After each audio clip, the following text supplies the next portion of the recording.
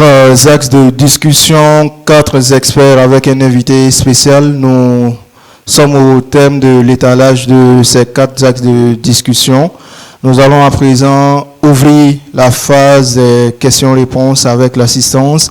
Également, nous sommes suivis en direct par un lien sur un lien Zoom.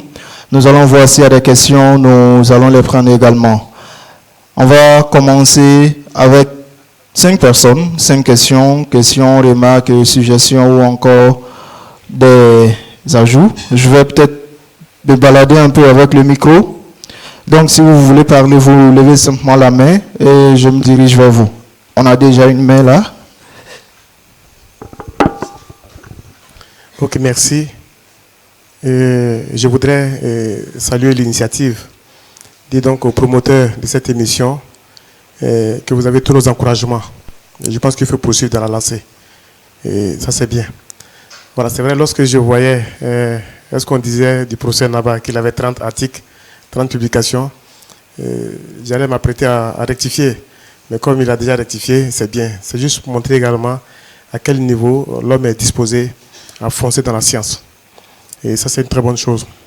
C'est vrai, par rapport aux minéraux stratégiques dont il est question, je suis du service géologique national, même si je suis à la base universitaire.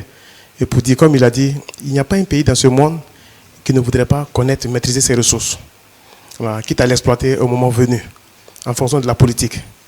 Donc les minéraux critiques, donc stratégiques actuellement, sont recherchés. C'est des minéraux de haute technologie. Et au niveau du BIMIGEP, il y a pas mal de programmes qui ont été déjà initiés, et notamment sur les terres rares et sur le lithium également. Donc il y a des projets qui sont déjà initiés, qui attendent d'être financés. C'est vrai qu'à ce stade-là, nous sommes à un niveau, quelques faibles anomalies ont été révélées, mais il y a encore du travail à faire. C'est une méthode, c'est une approche donc, scientifique qu'il faut pour y parvenir. Et dans ce cadre-là, nous sommes également en collaboration avec l'université et certains collègues et qui, en réalité, ont cette compétence-là, qui pourront donc nous accompagner. Donc c'est un peu ce que je voulais ajouter. Et une fois de plus, félicitations, professeur. Merci beaucoup. Je vais où? Ok.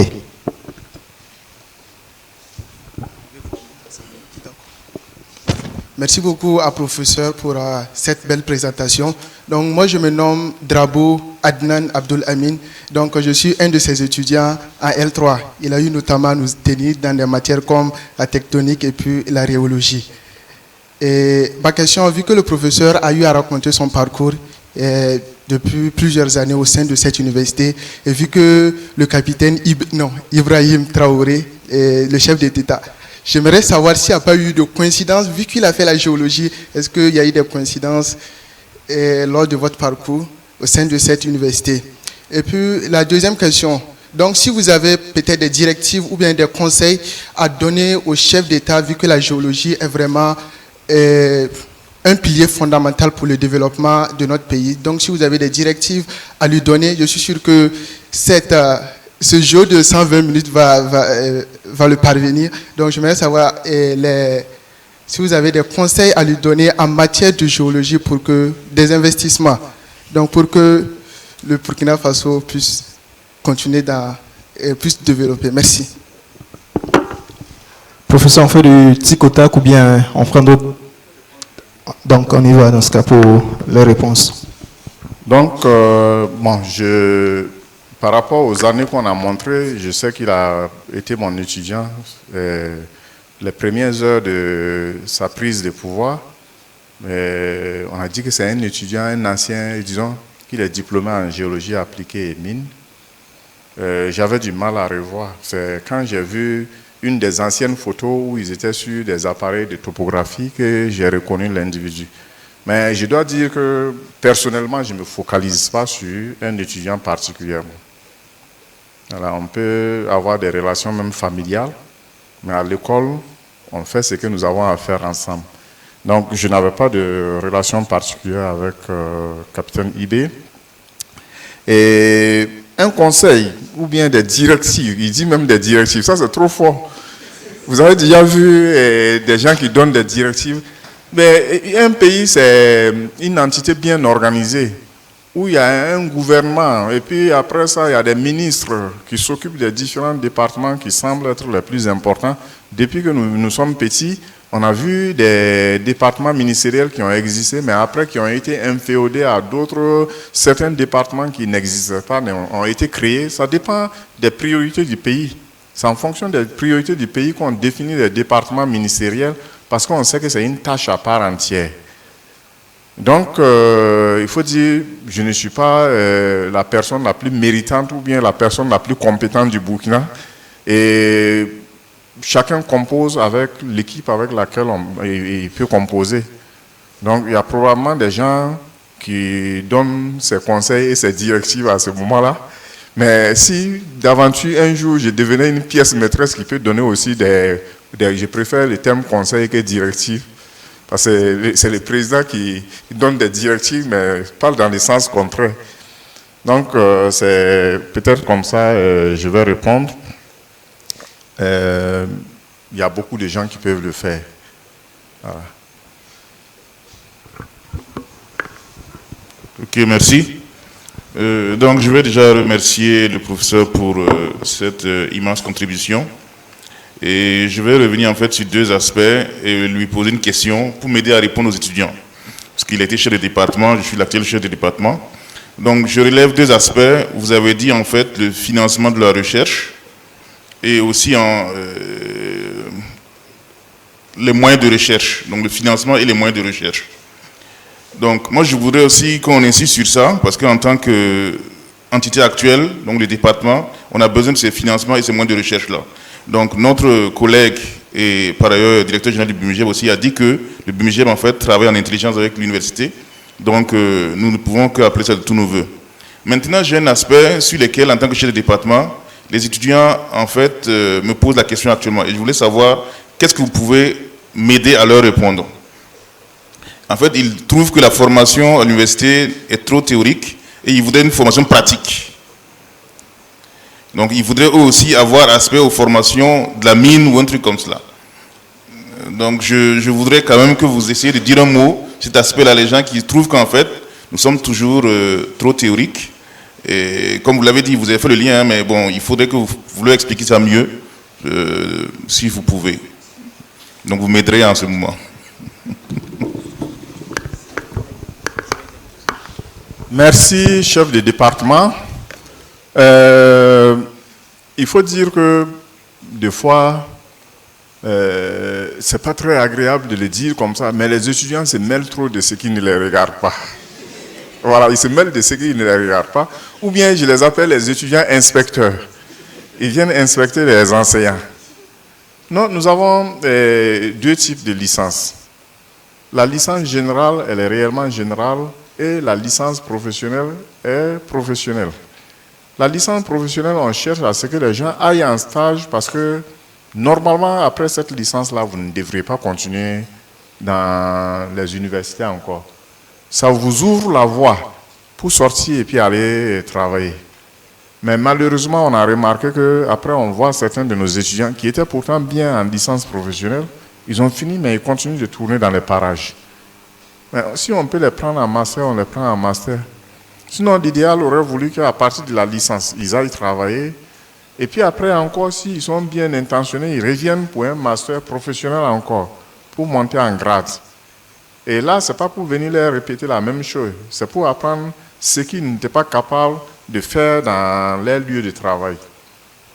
Maintenant, la licence générale, comme on dit, générale, ça vous fait beaucoup de théorie, mais pour vous asseoir solidement, la pratique que vous faites là, des fois, quelqu'un pratique de manière aveugle, mais il ne sait pas quelle suite il faut donner à ce qu'il est en train de faire. Pour ce qui me concerne, j'ai dit les mesures structurales sur le terrain, c'est le plus facile à apprendre. Pourtant, nous allons pour 2 ou 3 jours, mais au bout de 2 jours, 3 jours, tous les étudiants savent tenir la boussole, faire une mesure correcte, vous les voyez. Mais les mesures qu'ils ont prises là, à quoi ça va servir? Ils ne savent pas la suite. Mais si vous n'avez pas fait les théories qu'il faut là, comment vous allez pouvoir achever le processus?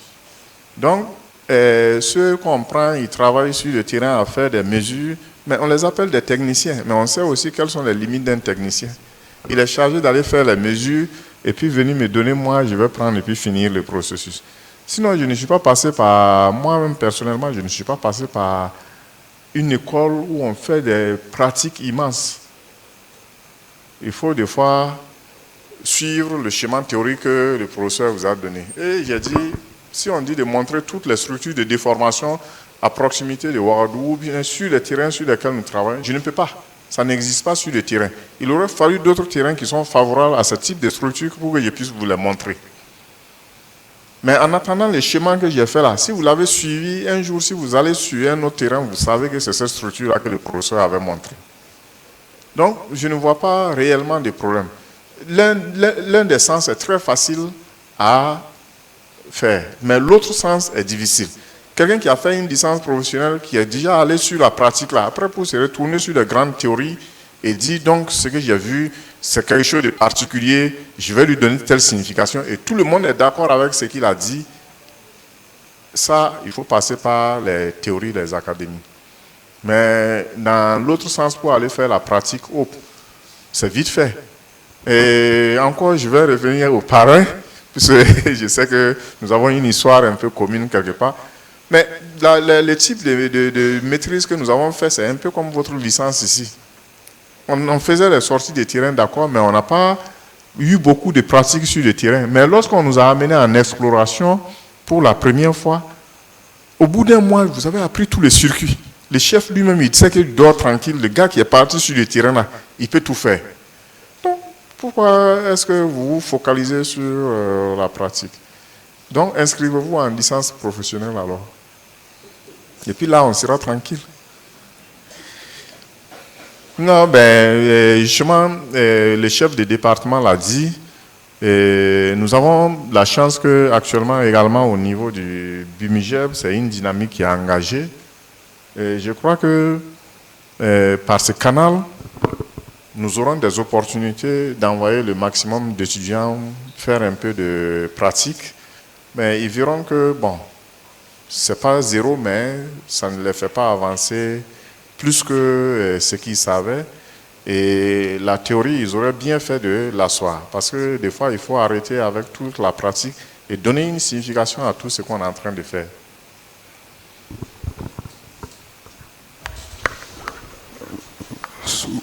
Salut à tout le monde. Je me prénomme Saado Sidiki, actuel étudiant en L3, ici à l'Université Joseph Kizerbo. Donc merci à tous ceux qui ont contribué d'une manière ou une autre pour que cette conférence soit une réalité. Merci au professeur donc pour sa conférence enrichissante. J'ai suivi à une soutenance de thèse dont l'impétrant a travaillé sur les réseaux miniers. Et lorsqu'on lui avait demandé à savoir quel était l'état de santé donc, de la mine dont il a travaillé, il avait signifié que la mine était malade. Donc, quelle est la conduite à tenir donc, face à cette situation? Puisque la mine rapporte et il y a les populations donc, qui y vivent. Quelle est la conduite à tenir donc, face à cette situation? Merci. Bon, la mine est malade. Je suppose que l'étude a été bien faite. Ben, si l'étude a été bien faite, justement, c'est de ce genre d'études dont les pouvoirs publics doivent se saisir et puis poursuivre qui de droit pour que la personne redresse la situation. On ne dit pas de venir dire d'arrêter. Il y a une situation qui est créée. Comment il faut y remédier? S'il y a une solution possible, qu'on adopte cette solution. Parce que la mine rapporte. Donc la solution, ce n'est pas de fermer la mine, mais la solution, c'est de trouver, sans complaisance, hein, j'ai dit. Il ne suffit pas d'aller flatter les populations et puis dire oui, le problème est résolu alors qu'il ne l'est pas. Et justement, c'est là où je disais que des fois, il faut que les gens soient sincères. Vous avez été commis à une tâche, il faut assurer cette tâche-là correctement. Donc, vous êtes d'un ministère qui s'occupe des affaires de l'environnement. On est venu vous signaler un cas comme ça, il faut dépêcher une mission. Et je crois que c'est pour cela même certaines mines aussi sont réticentes à accueillir des stagiaires. Parce qu'on va les dénoncer, donc ils ne veulent pas. Sinon, après, quand vous échangez avec certaines personnes qui vivent dans ces pays miniers, mais ils vous disent, mais ça, c'est dans ces pays miniers même qu'un universitaire demande à placer un stagiaire pour voir si tout ce qui est de l'environnement est bien réglé, ils sont obligés. Sinon, ça veut dire que c'est un bon point de départ pour dire déjà que l'étude d'impact sur l'environnement et les recommandations, là, ils ne respectent pas ça. Sinon, si vous n'êtes pas sale, pourquoi vous allez empêcher de fouiller chez vous? On dit un objet a été volé. Et vous savez que vous ne cachez pas ça chez vous. Celui qui est venu a un pouvoir. Mais laissez-le rentrer, il va rentrer, regarder que son objet n'est pas là-dedans et puis il sort. Mais si vous l'empêchez, ça veut dire que vous sentez qu'il y a quelque chose qui ne va pas. Vous voyez cette mine-là, si justement on ne leur dit pas un mot, après ils disent, voilà, ils vont dire, voilà, l'étudiant, il a produit quelque chose qui ne vaut pas la peine, il a menti, et prochainement vous amenez un stagiaire, on va dire, voilà, vous avez amené un précédent qui n'a pas dit toutes les vérités. Donc également, quand vous écrivez, il faut être sûr de ce que vous dites. Il faut que ce soit sur la base d'analyse que vous montrez qu'il y a une pollution quelque part. D'accord, nous allons prendre une dernière question en salle et permettre à ceux qui nous suivent en ligne de poser également des questions. Peut-être on va prendre 2 questions pour ceux qui nous suivent en ligne. D'accord. Bonsoir professeur. Encore merci pour la belle présentation et aussi merci de nous partager votre expertise. Je reprends au nom de Koné Béchir. Je suis étudiant en année de master en environnement et gestion de rejets miniers. Alors, professeur, ma question va s'articuler plus autour du programme de master. Il n'y a pas longtemps, il y a eu un programme de master qui a été mis en place en environnement et gestion de rejets miniers. Alors, ce n'est pas à répondre sous votre casquette d'expert en géologie structurale, mais sous votre casquette de directeur du laboratoire en géologie et environnement. Alors, ma question, c'est de savoir quelles sont les réelles difficultés qu'on rencontre donc dans ce master-là en matière de recherche. Hein, le master en environnement et gestion de rejets miniers. Et aussi une seconde question, une seconde préoccupation, c'est personnel. Hein. Ça ne veut pas dire que c'est absolument vrai, mais par exemple, lorsque je prends le cas des soutenances en doctorat et tout, on entend plus des gens qui soutiennent en géochimie, voilà, beaucoup plus de la géochimie, alors qu'il y a beaucoup plus d'autres, il y a des technologies qui peuvent être explorées donc, en matière de recherche. Merci. Les difficultés au niveau du master en environnement et gestion des régimes, les difficultés de recherche, hein, vous avez dit. Je dois dire, tous les masters relèvent du département. Et oui, il faut savoir que c'est des entités qui ne sont pas exactement les mêmes. Il y a les départements des sciences de la Terre qui relèvent de l'UFR SVT et il y a les laboratoires géosciences et environnement qui relèvent de l'école doctorale sciences et technologies. Donc, les masters relèvent du département de géologie et les doctorants relèvent du laboratoire qui lui-même relève de l'école doctorale. Voilà, donc, mais je peux répondre quand même à cette question, puisque quand on parle de questions de recherche, ben, ça revient à une question de labo. Je le disais récemment à une rencontre, lorsque quelqu'un dans l'ignorance a dit non, les masters se déroulent à l'UFR. J'ai dit d'accord, les masters relèvent de l'UFR, mais en réalité, les masters mènent les recherches dans les laboratoires, déjà. Donc, c'est les futurs masters qui deviendront des doctorants. Et à ce titre-là, je peux répondre aux questions. Les difficultés qui se posent, c'est les difficultés que nous avons posées ici. Hein. Le chef de département vient de le dire. Il y a un problème de financement de la recherche, un problème de moyens. Voilà. Donc, c'est ça qui se pose, pas seulement au master environnement et gestion des rejets miniers, mais à tous les masters en même temps. Chez nous, on ne parle pas de réactifs, mais chez nous, il faut amener les masters sur le terrain pour qu'ils voient des choses. Il faut qu'ils fassent un stage quelque part pour pouvoir après faire des analyses et puis rédiger.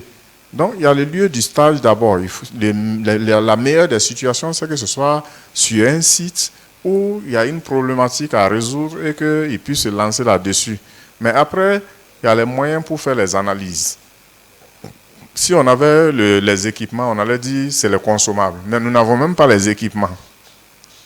Donc, on est obligé de sous-traiter avec des laboratoires extérieurs. À ce moment, il faut de l'argent. Bon, il y a des départements pour lesquels il y a déjà des labos qui ont quelques petits équipements. Là-bas, on parle de consommables. Donc, on prend les masters à ce niveau. Donc, ça, c'est ce que je peux te répondre au niveau des difficultés. Il y a réellement des difficultés pour la recherche. Hein, et ça, ce n'est pas un problème d'un département, c'est un problème national. Voilà pourquoi je le disais au début, quand je parlais de ma propre personne, il faut rechercher des partenariats avec des structures étatiques comme Bimigève ou avec d'autres structures et puis pouvoir débusquer les moyens qu'il faut pour faire la recherche. Ben, quand vous dites beaucoup de gens soutiennent en géochimie, c'est vrai que hier nous avons eu 2 soutenances en géochimie et environnementale, mais je ne peux pas dire que c'est le grand lot. Hein. Il y en a eu 2, Adama, et puis un autre, ça c'était le mois de janvier.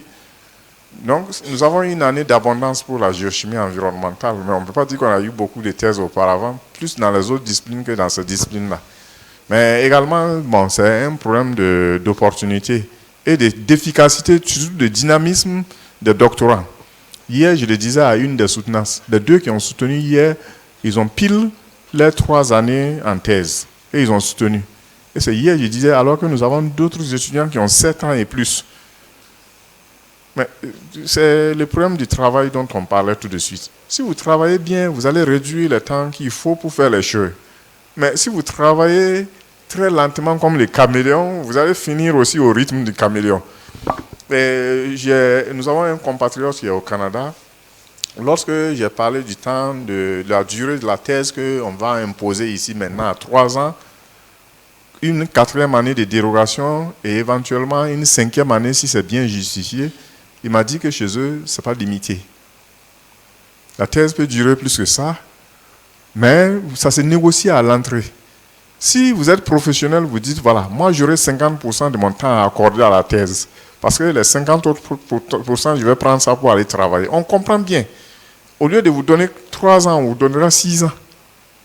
Mais les 50% là aussi, ce n'est pas de la blague, il faut travailler réellement les 50%. Malheureusement, chez nous, ici, ce n'est pas connu.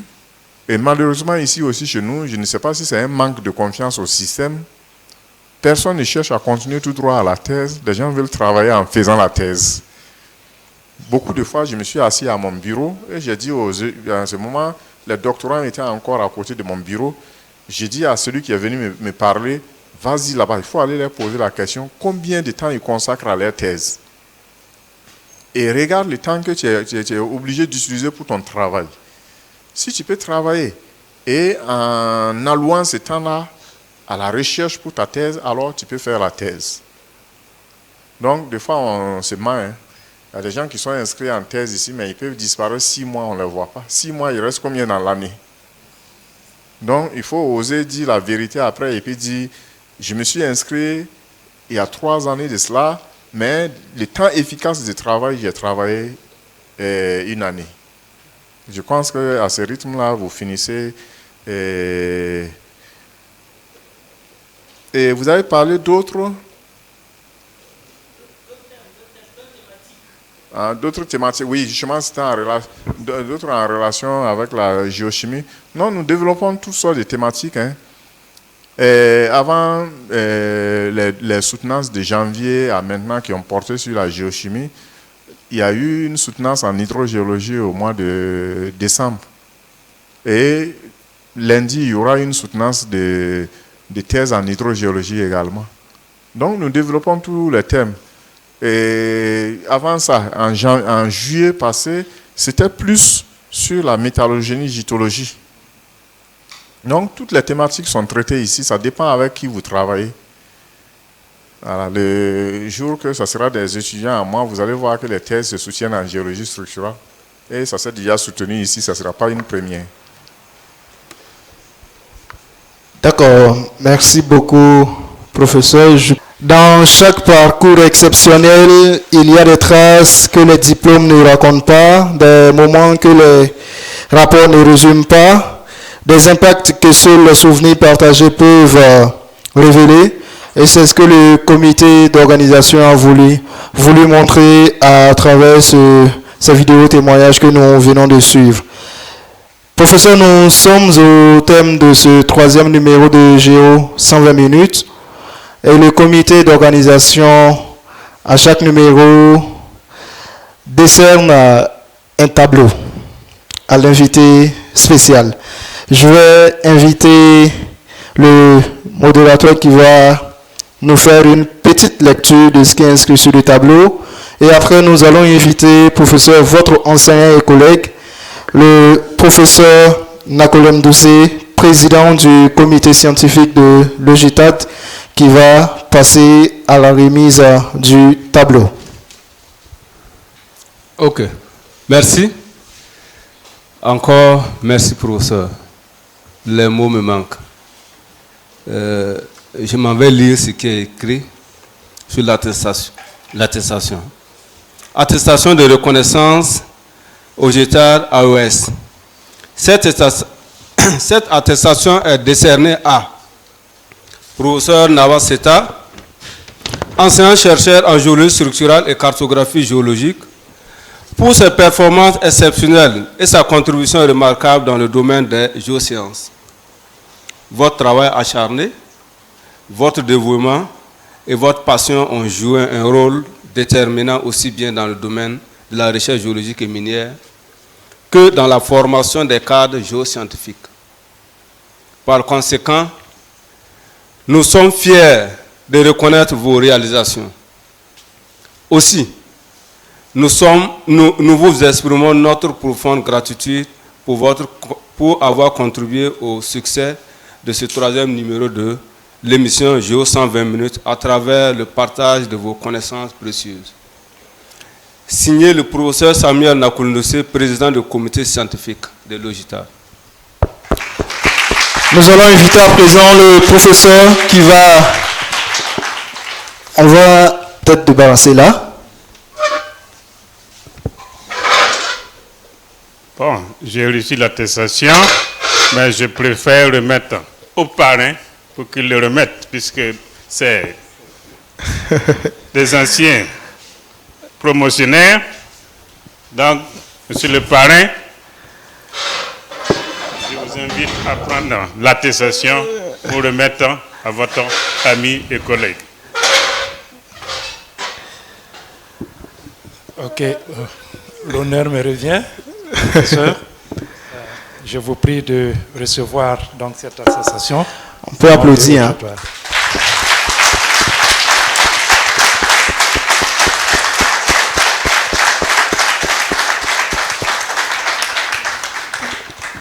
Merci beaucoup. On va remettre le micro au professeur qui va nous...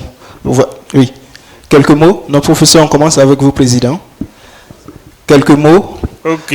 Bon, ce qui a été dit, c'est vraiment juste un résumé par rapport à ce que le professeur est et ce qu'il a fait. En tout cas, je vous demande de l'ovationner.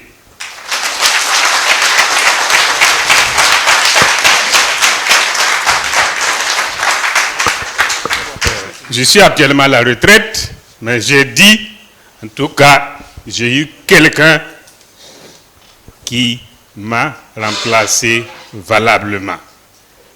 Vous devez écouter tout ce qu'il vous dit, surtout les étudiants. On vous demande d'être travailleur.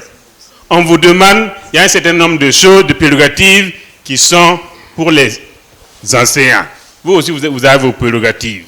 Mais si vous voulez réussir, devenir comme lui, soyez travailleur et suivez ses conseils. Donc, c'est tout ce que je voulais dire. En tout cas, professeur Naba, vraiment merci. Vous avez réussi. Que le nom de Dieu soit loué. Amen. À présent, le parrain. Nous allons écouter, nous allons prendre également quelques mots de fin du parrain. Dans tout ce qu'on a dit, nous retenons du professeur Seta Naba un mot principal, travailleur. Il est très modeste dans son cursus scolaire et universitaire. Il n'a pas souligné une chose que moi je vais vous dire. On vous écoute. Voilà. Quand on sortait de la promotion, c'était lui qui était le major. Ah ouais, ça s'applaudit.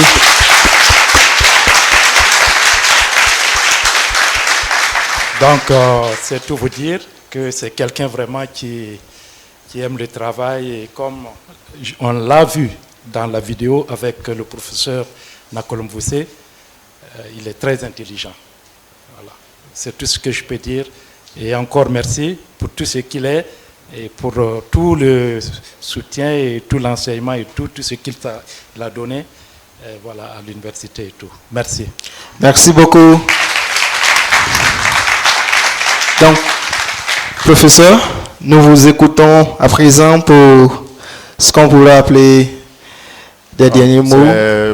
Réellement dit merci à tous ceux qui sont venus assister à cette émission d'abord et remercier tout ce que j'ai écouté en témoignage. Je crois que tout a été dit très très positivement pour ma personne. Également, c'est un sentiment réciproque. Je ne sais pas comment on a choisi les personnes qui ont dit un mot sur moi, mais j'ai l'impression qu'ils ont été très bien sélectionnés. Et il faut dire la chose même qui m'a d'abord impressionné quand j'ai été contacté au Géo 120 minutes. La 3e édition, j'ai dit, mais est-ce que je mérite ça? Mais après, quand j'ai été encore plus impressionné quand je vois que le parrain, c'est Dakisaka Dieudonné. Et tout de suite, on se parlait. On a dit, mais quand est-ce qu'on s'est vu? C'était il y a une année, plus d'une année de cela. Déjà, on était à un mariage. Et puis voilà, c'est une autre fois qu'on se voit pour dire que Ouagadougou est grand, Ouagadougou est petit en même temps. Et on fait des années sans se voir, mais ça ne veut pas dire qu'on ne pense pas les uns aux autres. Mais voilà, c'est comme ça. Nous sommes entrés dans la vie active et de la bonne façon, comme tout le monde vient de le dire tout de suite. Donc, également, c'est à vous les étudiants de savoir que il faut travailler. Demain, si vous ne vous voyez pas, mais vous savez qu'un tel est devenu quelqu'un à quelque part, on peut compter sur lui pour être un parrain, par exemple, ou être ceci, cela. Et c'est ça qui est bien.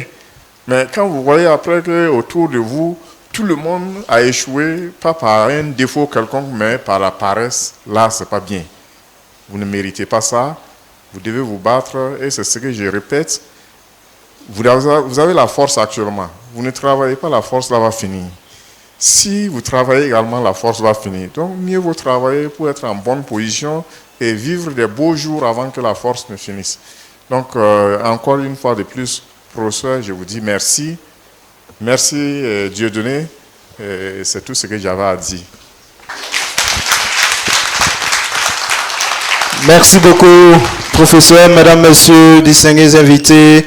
C'est avec ces mots de remerciement que nous allons clore ce 3e numéro de Géo 120 minutes.